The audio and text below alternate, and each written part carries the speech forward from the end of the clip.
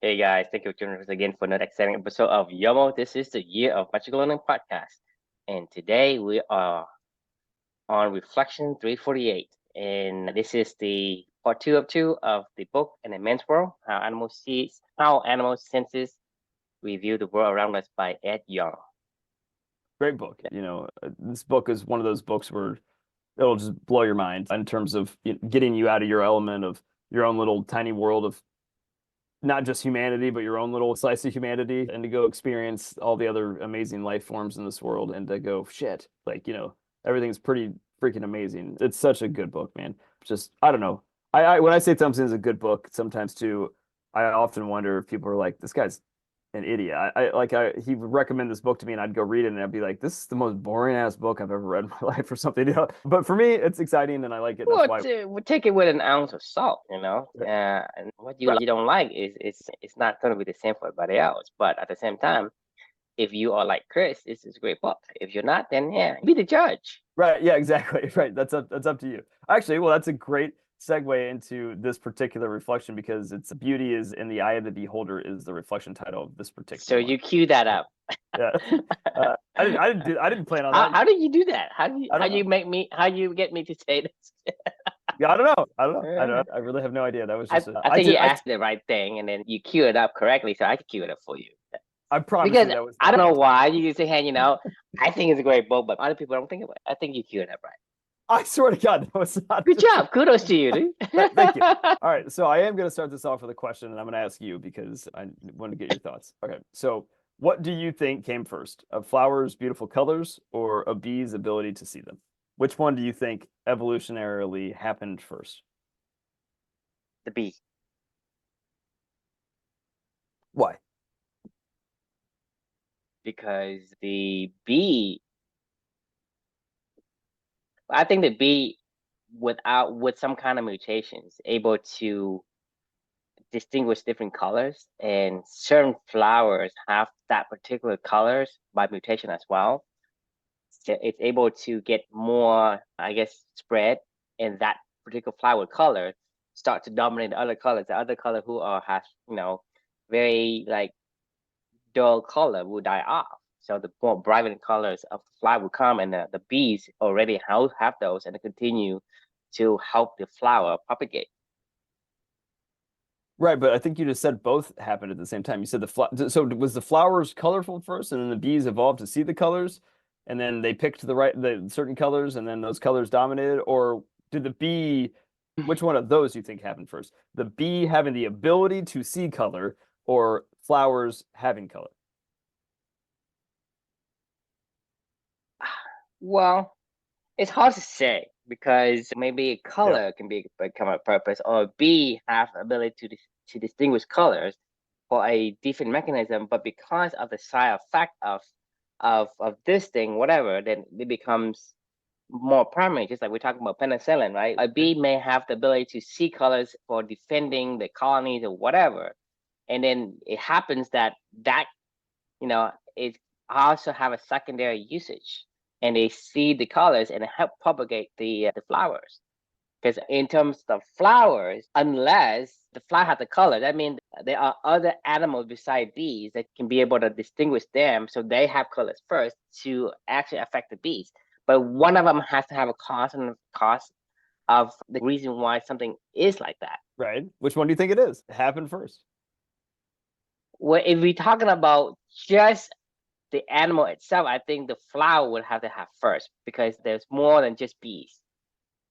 That's what I thought too. That is not what, if you're to believe the book, The Immense World, that is not the case. So bees evolved to be able to see all different ranges of colors, and then flowers adapted to them to make themselves more appealing, and that's where the all the different colors, in these Right. That's what flowers I'm saying came. is that something has to happen, because the bee don't naturally be able to create this ability to see colors just because it needs to go and find food. Maybe it has another Yep. need, right? And that Yeah. need has a secondary, maybe like I told you, maybe it needs to be able to see range of colors because of the ability to navigate, or the ability to defend a colony, or the ability to distinguish, their own colony from another colony, whatever that is, there is a reason why there's a need that caused them to evolve. And then the plant, because it makes the bees attracted to these colors, that this plant can be more strong in terms of its propagation of its species, therefore becomes stronger. And then So more of that species becomes more prominent, dominant.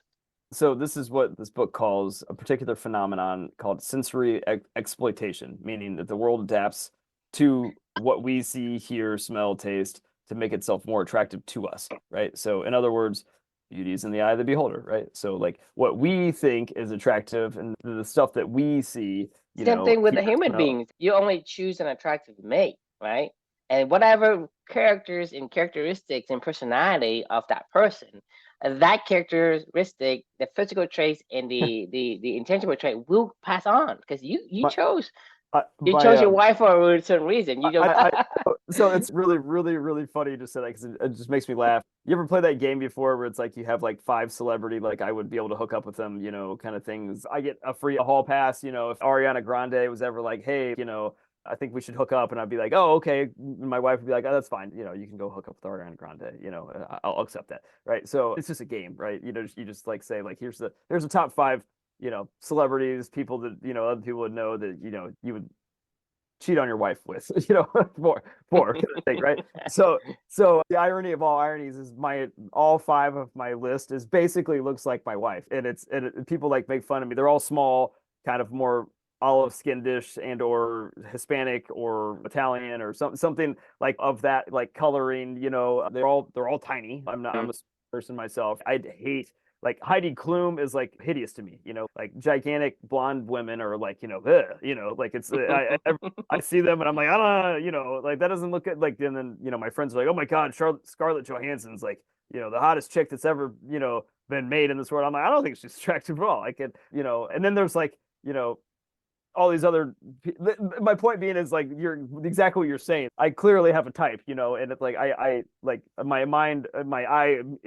immediately is drawn to that, and it, is attracted to that for whatever reason. I don't know. And it seems like that's all that I end up seeing in this world. Like you could have the hottest, tallest, blondest, most beautiful Kate Uptons of the world walking past me all day long, and I wouldn't even notice them. And I'd be like, oh, whatever. Like, they're not really that cool. Yes, it's the ability for them to pass on the genes in the ability to attract you, right? So if there are more people, I mean, the thing is, more people are in a certain characteristic category of sort. Like me and you, we look at a certain type of woman differently, Yeah, and that's the same thing as having a flower, and they will adjust. Meaning, hey, for example, the size of a woman is actually one of the physical traits that male attracted to. It's of not course. too. It's not too big. It's not too small either. It's like in the size of like maybe 5'2" to 5'8". You look at those, right? Yeah. Like anyone who is like above 6, like 6'0", 5'11", or 6. Even though they say model is 5'11" Right. and 6'0", those guys don't really have too many options. Well, that's not true, but somebody will because it's beauty's in the eye of the beholder, right? But I'm talking about a generalizations of human male category. I just said that, Sure. right? Yeah. It's Yeah. like Right. because and that's because we're talking about evolution. We're talking about like okay, what genes passes on because these Kate Upton of the world, they become extinct because only few males will go for them, and then you know what I mean? Because yes, there are people who are gonna like them. That's Right. fine. But for them to pass on genes like their kids and their kids and their kids, eventually the Kate Upton characteristic gonna start to dwindle, Right. right? Because you have a lower percentage of matches. Therefore, you're not gonna be able to carry on that more and more. Because if you have, let's say you have the true and the Christians of the world, right? You're gonna have like 2 kids, 5 kids, 6 kids, right? They're gonna Yeah. start dominating the world, and their kids will have 5 kids, 6 kids. Right? Right. If the K Upton has 1 kid, right? Yeah. Yeah. Makes And sense. Yeah. eventually you're gonna break the game. Yeah. No, that makes sense. All right. So I think we're on the same page with where I'm going with this, right? It was one of those aha moments of like the whole sensory exploitation, right? What you find attractive in this world, the world becomes attractive. It just opens up for you. Like it finds you. It already is attractive and it finds you. Everything else just kind of gets blocked out. Kind of similar with the bees having the ability to see certain colors, and then all of a sudden they see all these colors in these flowers, right? And then they adapt, and the world turns, ends up exploiting their senses, and you see what you want to see, right? Well, so for And I me, would say exploit away. so I found a lot of like beauty in this sentiment because you never knew me before my daughter, and Right. the stuff that I do all the time now, which is like run every day or read and write every single day, you and I talking about this stuff and having these conversations about this kind of topic every single day of my life, like these weren't things that I found beauty in before, because that was not what the paradigms, that was not what my life was, and like as a matter of fact, like I've told you this before, the idea of me running 10 miles. Like I actually remember my wife would do a lot of half marathons, not a lot. She's probably run probably like a half dozen half marathons in her life or something Mhm. like that. And I remember multiple times during those half marathons, I would like her friends would ask me that she was running with. They're like, are you ever gonna do this with your wife? And I'm like you're athletic, you're in shape, like what? Like, and I'm like, fuck no, I'm never fucking doing that. I was like, I'll be on the sidelines, with mimosas and cheering you guys on as you go run by, and I'll be a cheerleader. And that's exactly what I did. I remember one year she was running the mini marathon here in Indianapolis, and her and her mom and I and her sister, I prepared a cooler full of like mimosas and champagne bottles and orange juices and different kinds of juices or whatever. I went out there, we camped out, got a good spot on the route, and we just popped champagne all day long and drank mimosas, waiting for people to run by. I was like, this is my jam. Like, this is what I would rather be doing. I mean, I don't want to Mhm. fucking go run 13.2 miles, and I'm like, that's stupid, like, whatever. Or 13.1, sorry. Anyway, so this and writing, like, never, I don't think I've ever, besides writing business case studies or writing emails or whatever, like, I mean, I've never creatively written in my life, ever. Not, I can't even, I don't even know that I ever did it in school. Did we have creative writing assignments in school? I don't even know. I mean, like, maybe I avoid those classes. I did too. Just write for fun. Like, I would write I for don't want to write because I had to because somebody forces to me to write, and exactly. that's like the chore. Like it's like the I guess the most hated and most procrastinated chores I've ever Yep. taken on. I hate those assignments, like I right. agree. I was actually always one of those classes that I always got A's in, of like any writing or English classes. Like, 'cause I've always had the skills to do it. It just wasn't appealing to me, I just never had fun doing it. I just didn't creatively write, right? Unless, like I said, it was for like a business or like a marketing thing or a business kind of related case studies, whatever. That stuff I did a lot of creative writing and I enjoyed that. But like I never did it for just random day-to-day stuff. So saw no beauty in that at all in any way, shape, or form. And then reading, learning every day. Like, I mean, I've always loved learning every day, but it was more like learning from like politics or something, or reading the Wall Street Journal, or reading some article about a case study about business or something like that. Like that was what I always loved to learn about. I like reading a book for fun, like just a book, just to randomly of my curiosity. I mean, it had probably been 10 years. The last book that I can remember, before Amelia, that I remember reading was Outliers by Malcolm Gladwell. That was probably Hmm. the only fucking book that I can remember reading in like a 10-year period of time between my last book that I read in college, which was The Curious Enlightenment of Professor Karatat, to the Outliers book. It was probably 8 years, and then it was probably another 4 or 5 years before I read another book, right? Paradigms changed. This is me before my daughter. After my daughter, everything was ugly. I didn't see life sucked. If I saw vivid colors, reading a case study for business or trying to start a new marketing plan or whatever, that was something that was appealing to me.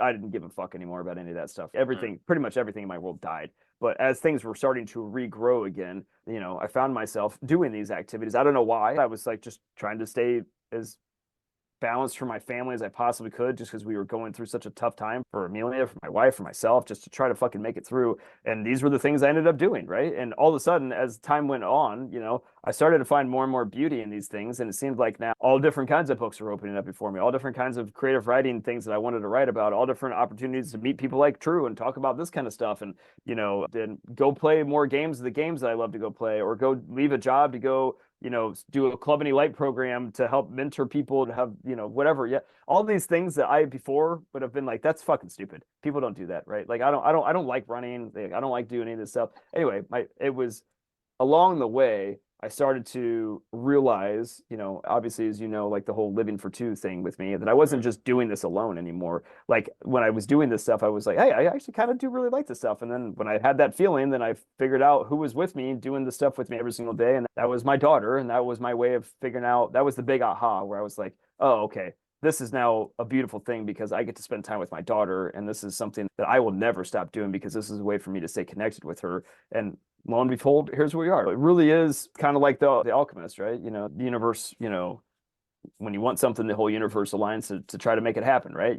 That is the case, right? Like you just start seeing different colors. You start seeing, it's the sensory exploitation. Like, I mean, I now know what I think is beautiful in this world, and I know what I care a lot about. And that found me. I don't know how that found me. I don't really care at this point in time, but I see a lot of beauty in that now. And I see a lot of beauty in my relationship with my daughter these days. And that's something that I really, really value. And I'm going to keep doing that. Love to get your thoughts.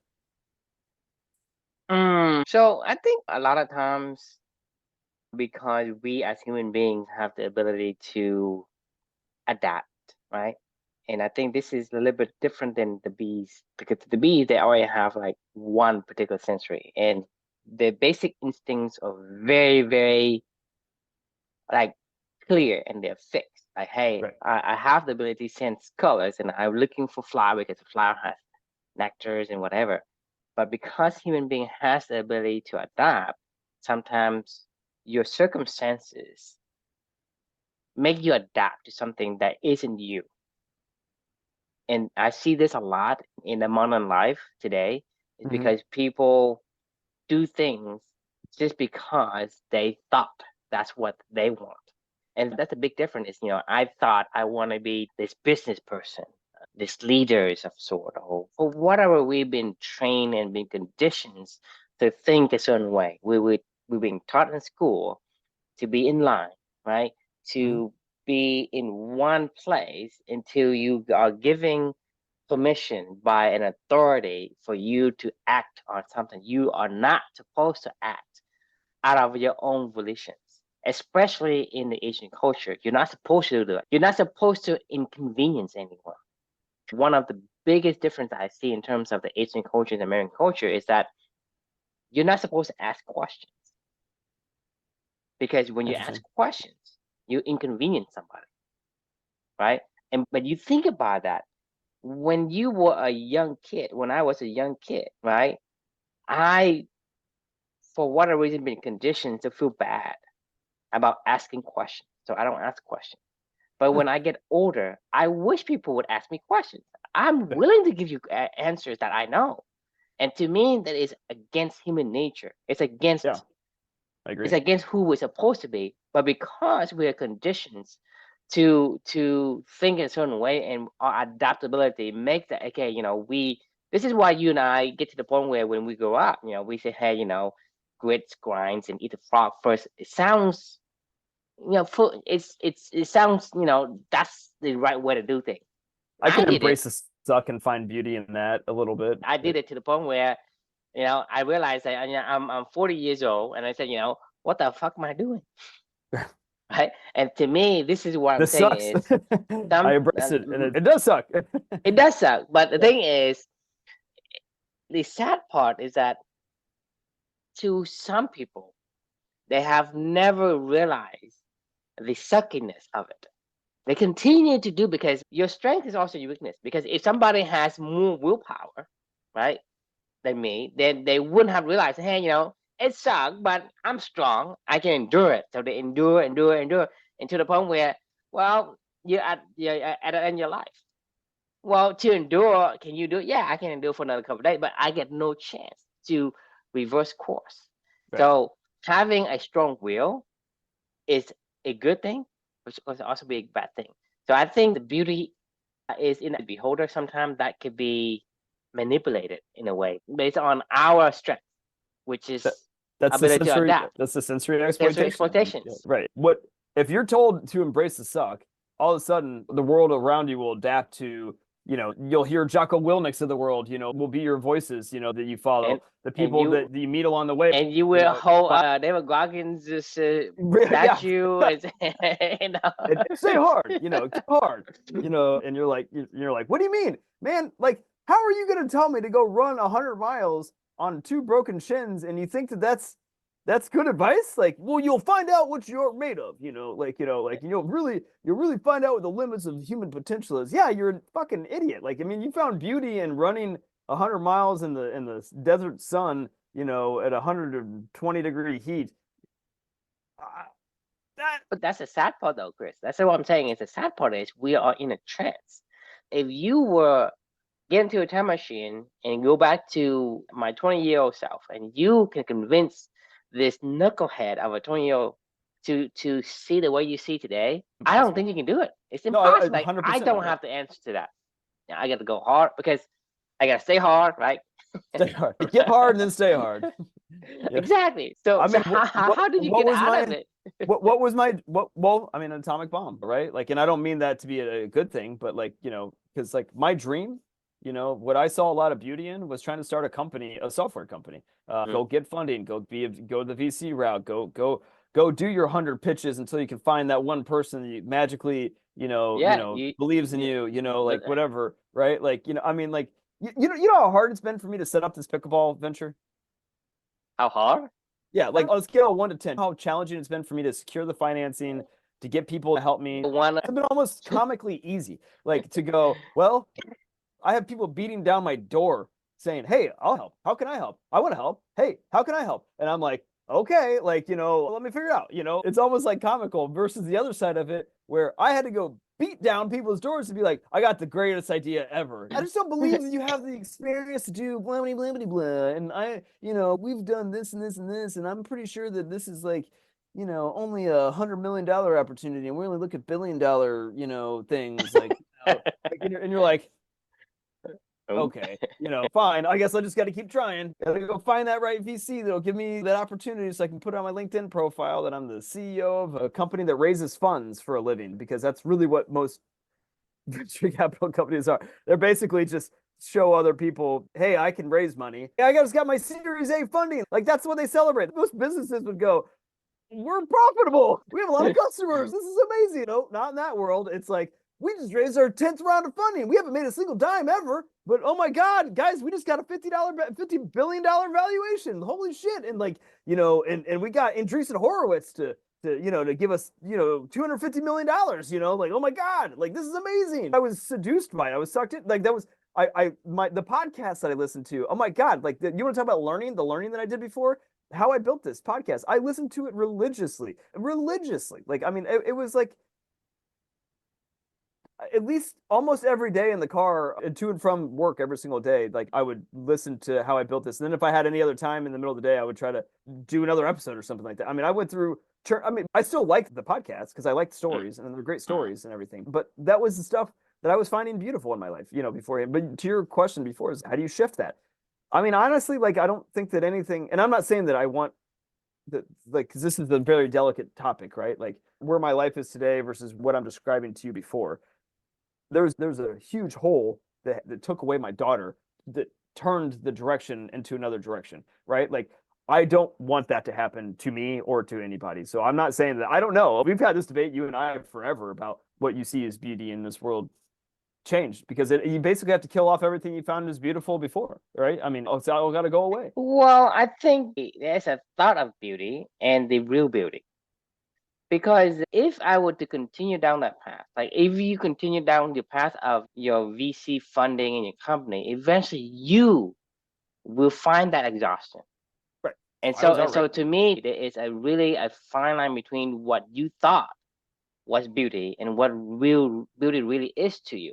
That's true. And I think, like, we eventually, when, like I say, there is a certain limit to how much willpower a person have.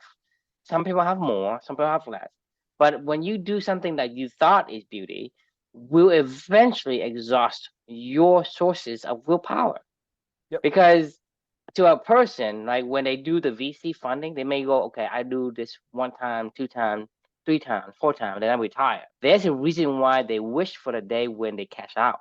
And they asked me that at that Indie Pickleball Club meeting with their board of directors. One of them asked me, after we were already like way deep into the conversation, they were like, "I'm just kind of curious, what's your exit strategy here?" And I go, "I don't have an exit strategy." It's like I don't want to sell this place. Like, why would I'm successful and I like pickleball. I enjoy making money for my family at the same time, and I like being around that culture and those people, like,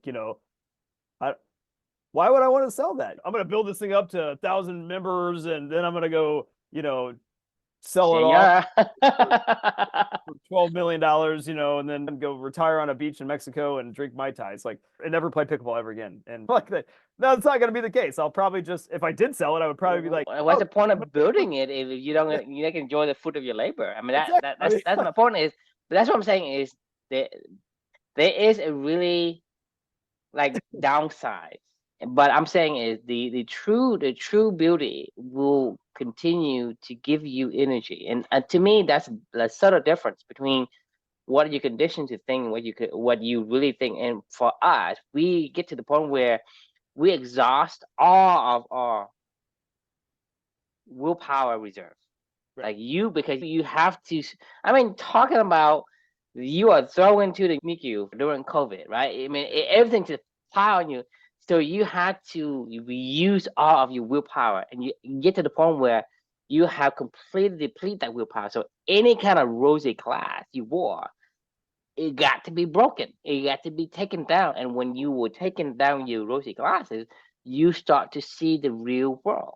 And the real world, the eyes, the beauty is in eye beholder, is the real thing that you see. Same thing for me is I continue to push forward and push forward and push forward in this entrepreneurship, company creations and all these things. Eventually, I just don't feel like my health, right? Because I told you my health declines so much, like it becomes unbearable. Yep. And I said, why am I doing any of these for? Every day, all day, some kind of a human drama that I have to deal with, and I don't like it, and that is just eating me. I mean, I'm lucky I don't have an ulcer. I'm lucky I don't get cancer from it. I mean, only I eat too much and eat bad food, and I got diabetes. But that's not an only. That's a big thing. I mean, it took a toll on me, on my body physically, but also mentally. And eventually, all of my willpower is exhausted, and so completely, I cannot continue to wear that rosy glass anymore. So I have to take it off. And when I take it off, I look at what are the real things that make me feel comfortable and at peace with myself and feel like I'm happy and enjoy the existence of myself. Right. Like most of the time, your existence of yourself is comfortable. But if you think about the future, it becomes uncomfortable because you get on anxiety and all the things and all the chemical in your body start to produce to compensate for this feeling that you have. And I think that's a big difference in terms of, when you have been conditioned to see the world in a certain light, then the exploitations of those centuries is fake. Oh man, like you're triggering all kinds of memories of I remember the first like couple months that I came back to work at Salesforce after we lost Amelia, and after I spent a few months on bereavement leave and came back, and I just remember the conversations that people were having about these so important conversations with everything was so important. Like we're talking really important numbers with like important people, and we're taking people out to dinner. We're worried about pipeline and and how the company is gonna be perceived in the public markets and blah blah blah blah blah. And I was like, I swear to you, I was just like, this is not important. This is almost comical how dumb we sound thinking. And I was like, everything sounds fake. Right. Sound made up and sound fake because like who make up these stupid numbers? What it has to do with life? It doesn't have anything, and they take it so seriously too. Like and they've convinced themselves they would throw people on the bus to make the numbers. Oh, for sure. I mean, this is and they've somebody just make up the numbers, and they wouldn't throw anyone on the bus to make numbers. It's harder to get in. It's harder to get a job here than it is to get into Harvard. The acceptance rate is actually like 1.3%, and Harvard's is like 3% or whatever the hell it is, or something like that, right? And you're like, well, okay, we all must be pretty exclusive. Like we all must be pretty doing something right to be able to work at a company like this and to be able to, to have all the benefits that we have and have all the. I think we can also say that we as a company have even a low acceptance rate than Salesforce. That's very true. Yeah. Right? Yeah. You think about it. Yeah. It's perspectives. We don't even take applications these days, Yeah. Well, actually, that's not true, but I mean, no, I guess it is kind of true because we're not. Honestly, side note. If you accept 0 out of 1, what is the percentage rate? No, bullshit true. Number. It's all fake. It means nothing. I agree. All of it. It was just so eye-opening. And I remember writing about this in the book too. You know, the first couple of times I hung out with some of my friends that were like auxiliary friends of mine, you know, they were like, they weren't like super close friends, but like they were close friends. Good, let's call them great acquaintances, right? People that I've known for a really long time that are good people, but like the conversations that I remember having with these people when I'm like, what are we fucking talking about? Like, what, what are we talking about? Like, this is, who gives a shit? Like, you know, like this is stupid. Like, I don't want to waste my time having this conversation with you. Like, is a waste. Like, I think that's probably one of the biggest things of when you start to, like, as what you're describing, like humans can be duped, you know, to go down a road that they don't even know is the right road. I think bees, to your point, they're whatever the right road is that they're supposed to do, like a beaver must dam. No, them being attracted to go damming is what they're supposed to do. You know, I mean, like they don't really like what It's they're hard to meant. distract them because they don't have the ability to adapt, you know. So they Right, say, I right, have right. only one track mind, so I'm looking for water, I'm looking to build a dam. A bee Right. said, hey, I'm looking for flower and I'm looking for nectar. That's all I'm doing. You can't Hey, really distract them. But for I human beings, guarantee you will find beauty in the Salesforce ecosystem if you work in it long enough and you're going to go, hey, you know, yeah, it's all right. Like I make good money. I've been able to work with a lot of really successful companies, and I feel like we've made an impact on some cool projects. You know, made a dent in the universe. You know, like look what we've done at Salesforce. I mean, there's 80,000 people that have really good, high-paying jobs and I take care mean, of you their family. basically enable companies to sell me shit that I don't need. Right? Yeah. I mean, that's really what we do. You You know? just enabling companies to sell me more shit that I don't need. Yep. I mean, but that's really That at its is core. that your dent in the universe. That's what you do. It's like, Yeah. okay, your dent in the universe.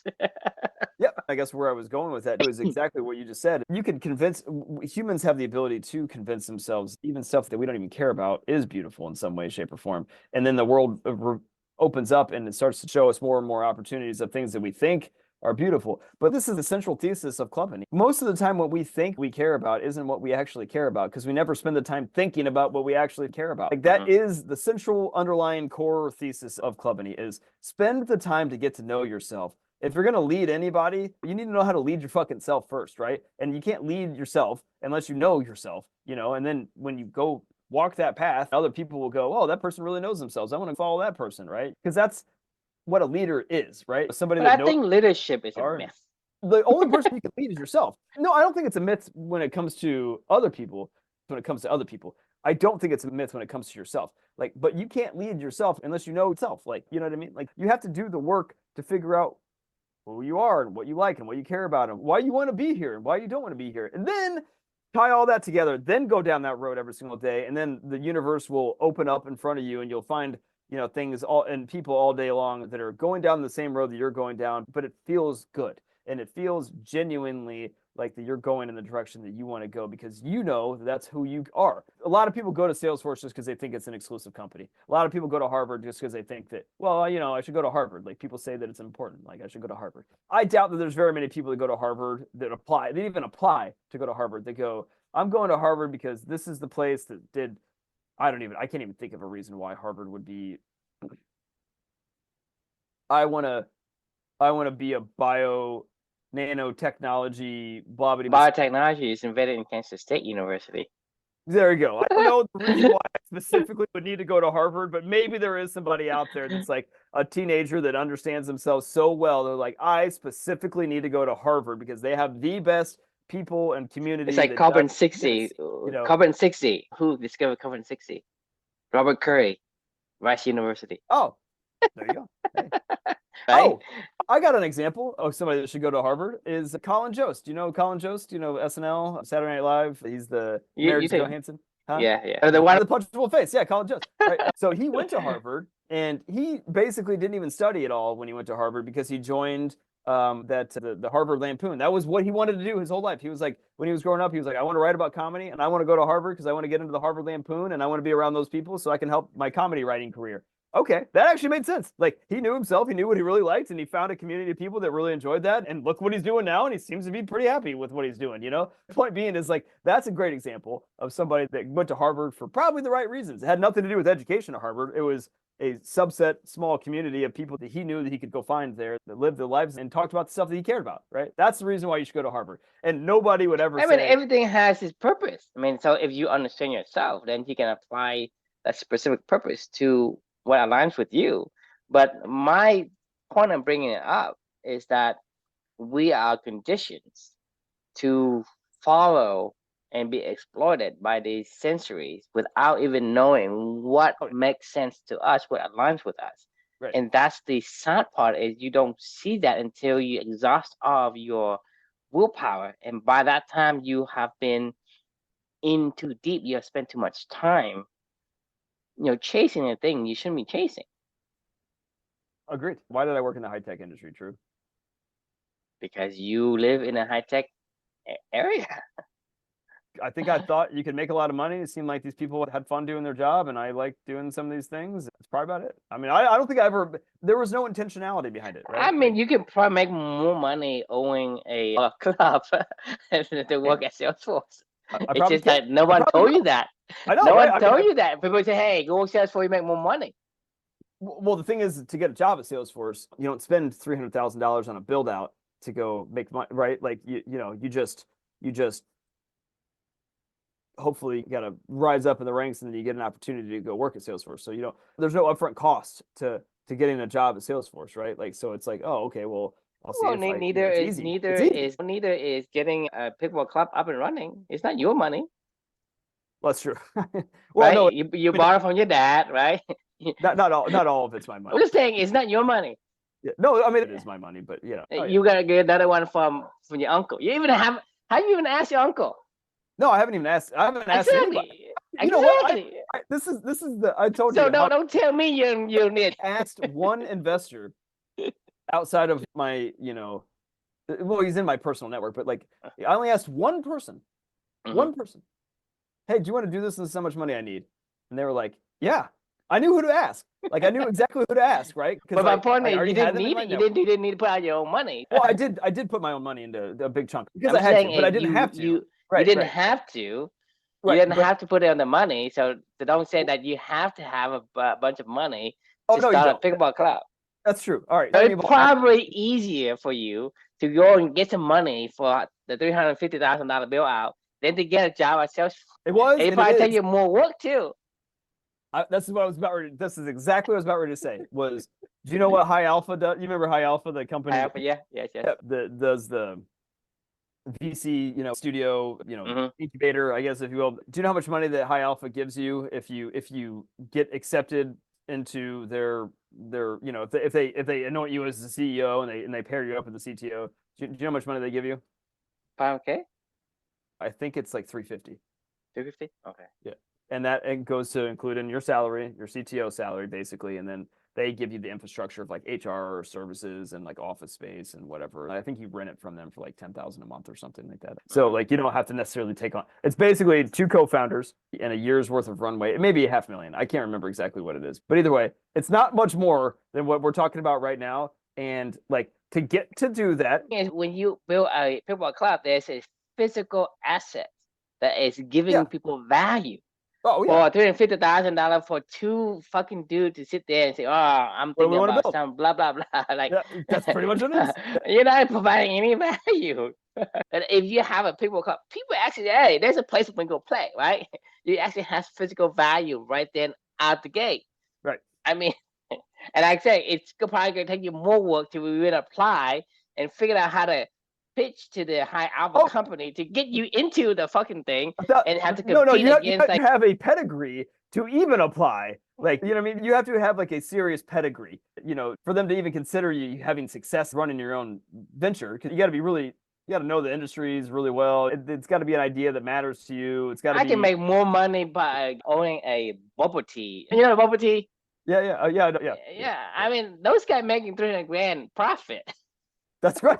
So like, but that's the thing. I mean, you go and you get, hey, I'll fucking own a Popeyes franchise. That's like $2 million. I go open a Jackson Hewitt tax filer. It's $1.5 million a year and working 3 months. Yep. Right. And for you to go to High Alpha, it take you like, oh, you fucking need a pedigree. And you have to spend like so number of years with so number of experience, and that's two fucking guy. Right. $350 for two fucking guy. Plus you have to pay rent. I think you get office space because they have office space. Someone had to pay for it. Well, the high alpha does. I mean, it just comes with but either way, the point is what we're getting at is like, it's so hard to go get a VC. Made it hard. You just made it hard, right? Right. We're going down a rabbit hole. All right. I'm cutting this one off because it's late and I asked for a 10 o'clock hard stop. We are 17 minutes past that. I say it up to you. I know. I knew it was going to happen, but we're good. All right. Let's put a pin on this. You can always hope. Always dream. So the question we can leave with everybody is, how has your world changed to reveal something beautiful that you didn't even know existed? And keep your eyes open, right? Figure out if what you do is attractive to you today is actually attractive to you. Beauty, rosy glass.